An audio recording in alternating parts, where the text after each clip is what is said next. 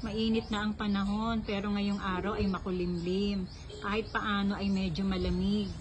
Tingnan nyo po, malakas ang hangin.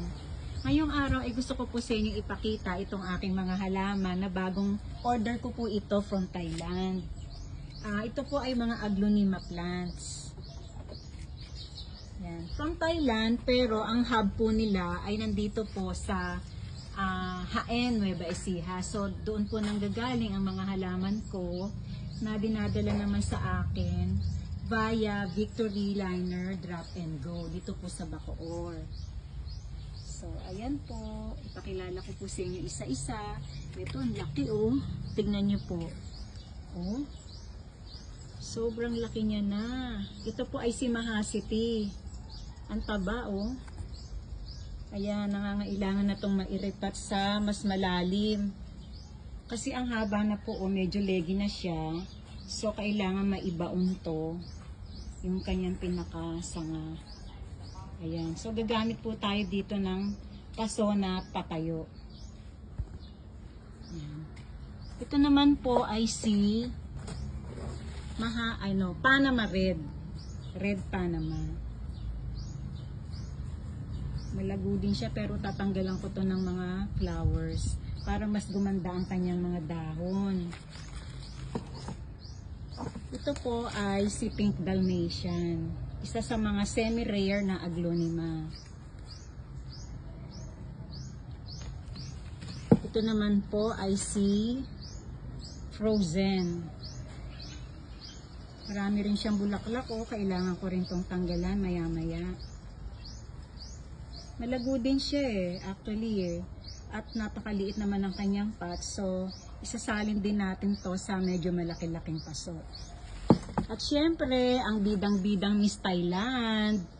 O diba, galing siya ng Thailand ang mga halaman at eto pinangalanan nilang Miss Thailand itong isang ito. Nakakatuwa dito, tingnan niyo po yung kanyang dahon. Oh, kambal. Ano kaya nangyari dito? Hindi siya na-develop. Ano po, ayan nakakabit siya. Parang, kumbaga sa saging na kambal, di po ba may ganyan? Ayan, at may bulaklak din na ating tatanggalin. At, medyo mahaba-haba na rin. Pero hindi naman siya gaanong leggy. Ito naman po ay si 20 karat.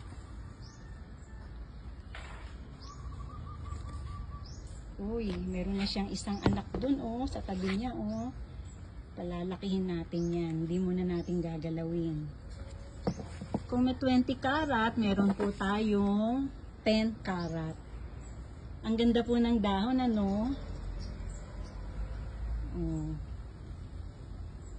Maliit din ang paso niya. Ang ganda, pulang-pula na. Nag-mutate na yung kanyang mga dahon. At ito po ang bidang-bidang si Tiger. Bakit kamo bidang-bida? Kasi tingnan nyo naman. Meron na siyang 3 anak. Isa po sa mga top rare pa rin si Tiger. Ayan. Ang gaganda po. Kung meron tayong Red Panama, meron po ako ditong Peach Panama. Maganda rin siya actually. Mga Panama series magaganda po. Kung nagko-collect po kayo ng mga Aglonema, try nyo pong i-collect tong Panama series kasi magaganda po talaga. Meron silang Lemon Panama, ito nga po si Peach Panama, may Pink Panama, may Red Panama at mayroon din pong White Panama. Tapos ito po ay si Bamboo. Kakaiba, di ba po? Hindi mo sasabihin Aglonema. Kasi nga mukha siyang kawayan.